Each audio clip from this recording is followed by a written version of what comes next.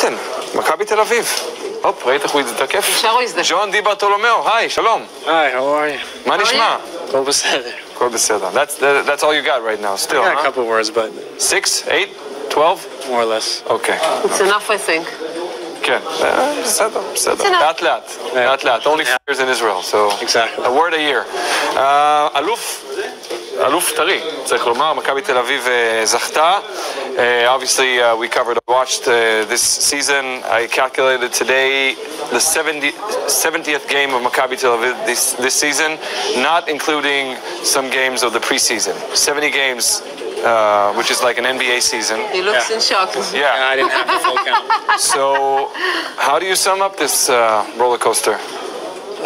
I think roller coaster is a pretty good word. It was a marathon this year. Obviously, we didn't get off to the best start as a team, specifically in the EuroLeague. It took us some time, I think, to find our way.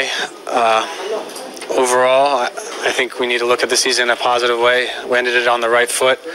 I think we won 10, 12 games to end the season, which is, always impressive. You always want to be playing your best basketball as you progress, and I think that's really important.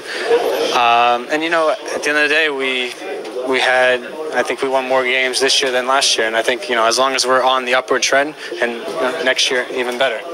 Is that a part of the net? It is, otherwise you lose. וואו, כן, הוא קשר פה חתיכה מהרשת של האליפות. ומי שפספס, אז הנה, רשת של האליפות, של הסל. But Jody, if we're talking about the championship, it seems it was more a relief than happiness after such a long year when you lost the cup and also in the EuroLeague. I mean, yes, I guess that is one way to look at it. There's always pressure, I think, especially in big clubs like Maccabi to win championships. And as I said, we struggled in the EuroLeague. We weren't able to make the playoffs, which is a goal of ours. And then we had a very poor showing in both cups. So it was definitely important to us to end the note with to end on a high note with the championship. But again, even when you, I think, cross off goals throughout the year, I think it's always important to end with a championship. Quick translation, אז אומר ג'ון דיברתולומיאו, כן, העונה הזאת לא נפתחה כמו שצריך, וגם לא נמשכה מי יודע מה עם היורוליג, וכשהוא מסתכל לאחור, כן, יש סיכוי שברכבת הערים הזאת, או במרתון הזה, האליפות נלקחה והייתה יותר הקלה מאשר שמחה, יש המון לחץ בקבוצה הזאת, אבל הוא כן רואה כאן סימן חיובי עם רצף הניצחונות הזה עוד מהליגה אל תוך הפלייאוף ועד הגמר, והוא מתייחס לזה כאל דבר מצוין, וכן, נראה אם מכבי תל אביב תוכל להשתמש בדבר הזה גם לבניית מומנטום לעונה הבאה. חלוטין.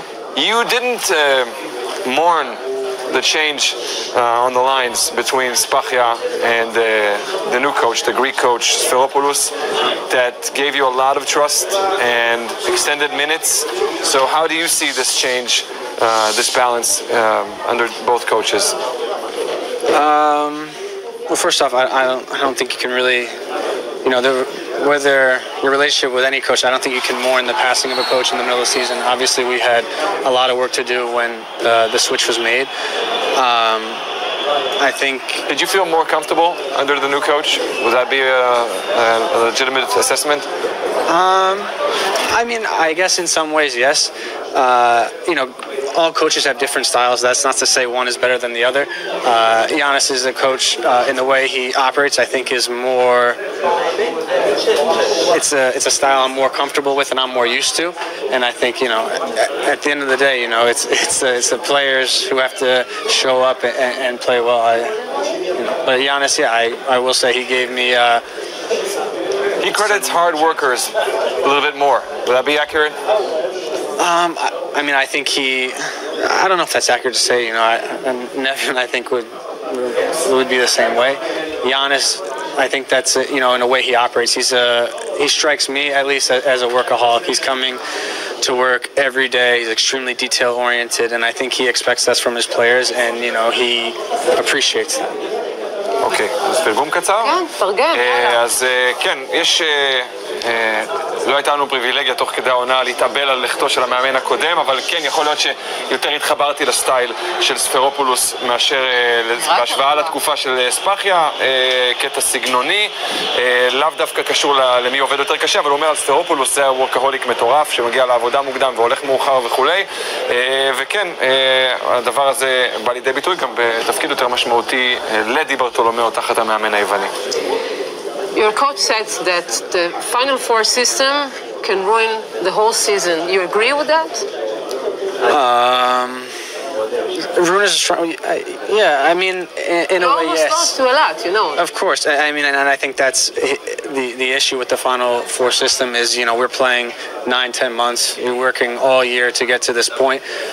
You know, people love the playoffs. Players want to play in the playoffs. You know, I think fans enjoy the playoffs more. I think it's fun to see more playoff games. And, you know, I think that's also the reason we have, you know, like the Cup.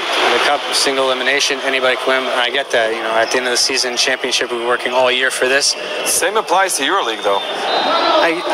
For sure. I don't know the logistics of if the EuroLeague were to move to a different format where they would play series. Where they would play series every single round. I don't know if it used to happen in the past, but yeah. I didn't know that.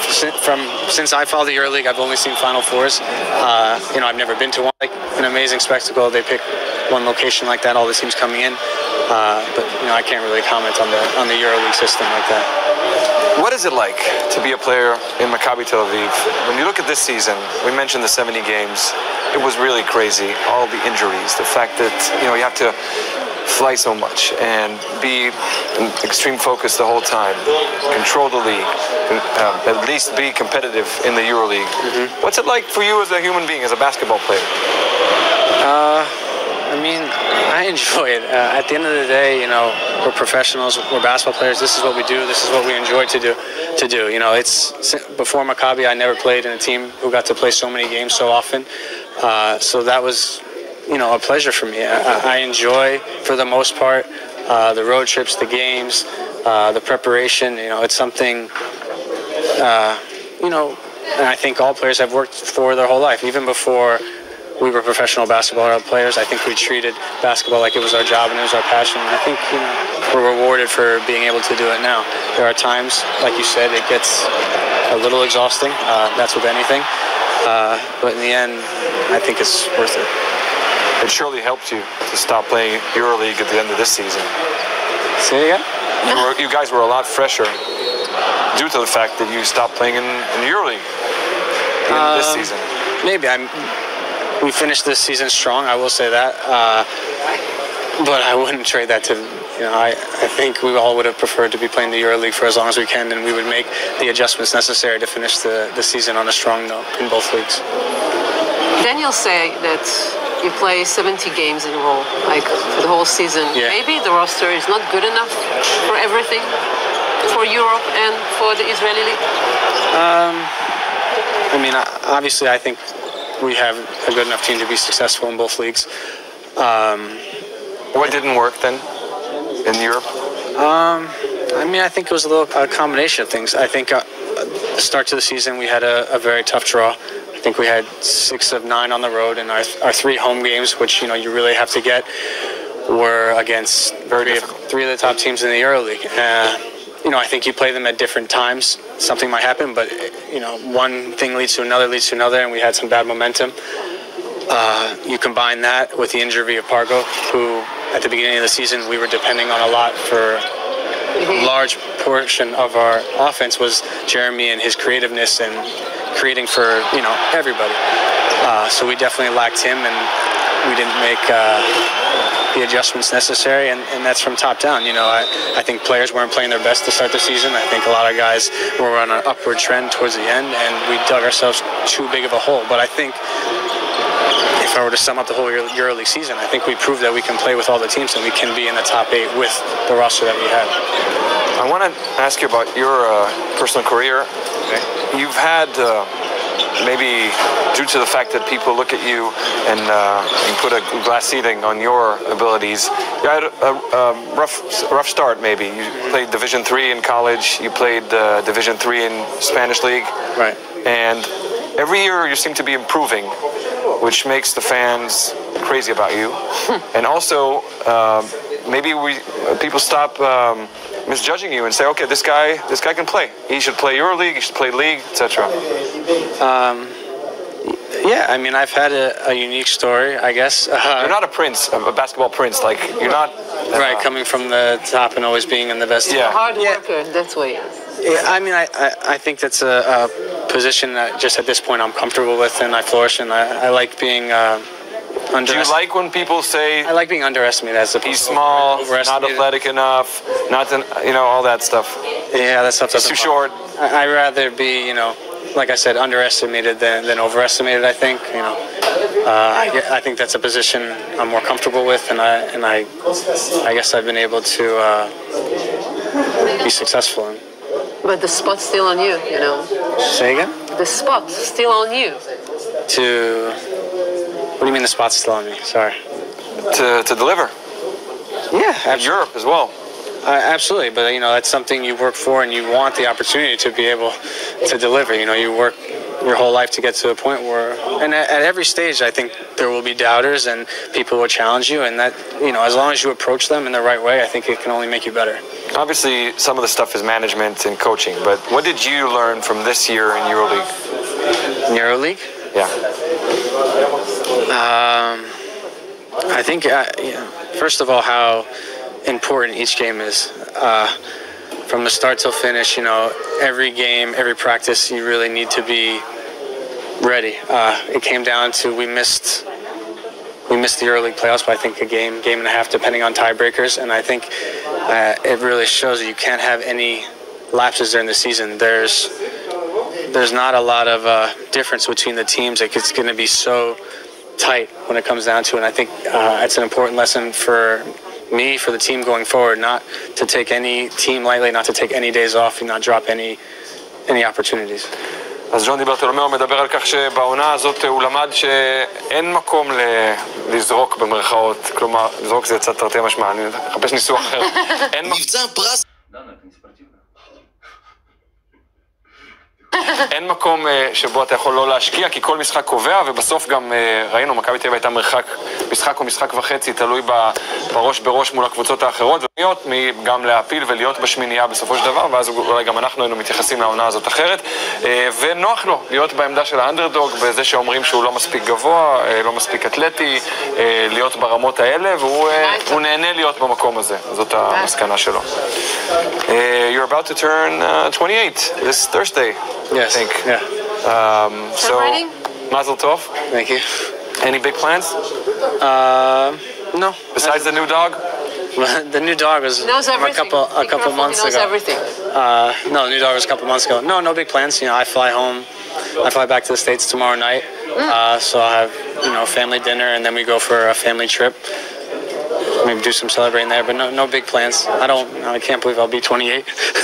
Yeah, that's very old. That's very so old. he's 20. Yeah. If we're looking for the next season, do you think you deserve to get more minutes in EuroLeague? I mean, I hope so. I hope I have an opportunity to get a bigger role. But at the end of the day, I'm a team first guy, and whatever is asked of me to make our team better is the role I'll do my best to fulfill. The thing with this coach, I think him so more than others is he plays a deep rotation. He shows that he will give opportunity to whoever he feels deserves it and is ready. He tells guys to be ready all the time, and I think I need to do my best to take advantage when those opportunities are given, and I think I'll be rewarded for that. In general, do you prefer starting five or coming off the bench? Honestly, I used to have a preference, before I came to Israel. In fact, I was always in the starting lineup, from college to when I played in Spain. I had to make that switch when I started playing for Haifa, when I was playing behind, Gregory Vargas. And it was tough for me at first. Since then, I've adapted. Now I don't really have a preference. I think every player, especially at this level, needs to be adaptable and find ways to be successful in whatever form the team is taking. I want to ask you about Scotty Wilbekin because he was brought as a very expensive player to Maccabi Tel Aviv, and they imagine that he will be the leader of this team in terms of success in Europe. Mm-hmm. But it seemed to us in some of the games that he wasn't built to being this guy to get the ball, tell everyone to move, and just take it on himself. Do you think he'll be more comfortable playing the two and not the go-to guy, the decision maker? First off, I think Scotty's a great player. I think he is a leader. I think as the season progressed, he was another one of those guys who was on an upward trend. I think next year he'll only be better now coming back. Same coach, same system. I think he's one of those kind of guys. I think he's a combo guard. I think he can play on and off the ball depending on the flow of the game, depending on how he's feeling. He's made big plays for us down the stretch with the ball. You know, the Olympiacos game I can think of. Sure, sometimes I don't remember which game it was. He didn't make the play, but you know that happens. Big players and guys who step up are going to be successful sometimes and sometimes not. I think he has the tools to be a point guard. I also think he is dynamic enough of a scorer to play off the ball. I think that's what makes him, you know, such a valuable player, especially for us. So, I mean, to answer your question, yes, I think he'll be great off the ball as well.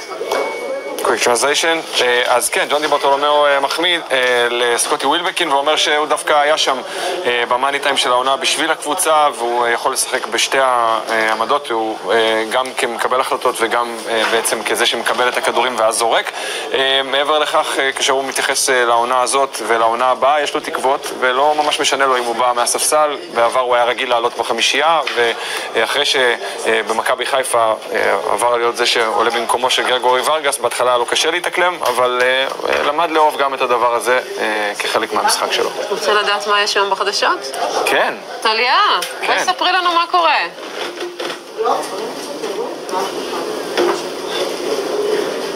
בטוח.